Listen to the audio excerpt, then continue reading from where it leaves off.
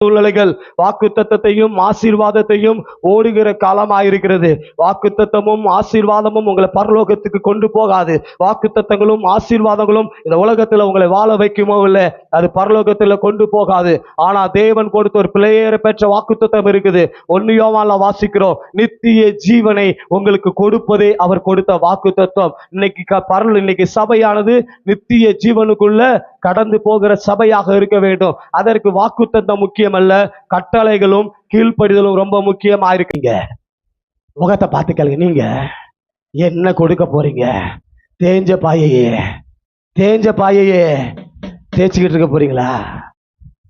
இடத்தையே மாத்தல, இருக்கிற இடமே மாறல சிஸ்டர், பிரதர், இருக்கிற இடமே மாறல. இது ஏன் இடம், இந்த இடம் ஏன் இடம், இந்த இடத்தை விட்டு நான் மாற மாட்டேன், இந்த இடத்தை நான் கடைசி வரைக்கும் என்ன பண்ண மாட்டேன், விட்டு கொடுக்கவே மாட்டேன். யார் வந்தால் ஐயா பரலோகத்துல உனக்காக கர்த்தரோட இடத்தை வச்சிருக்க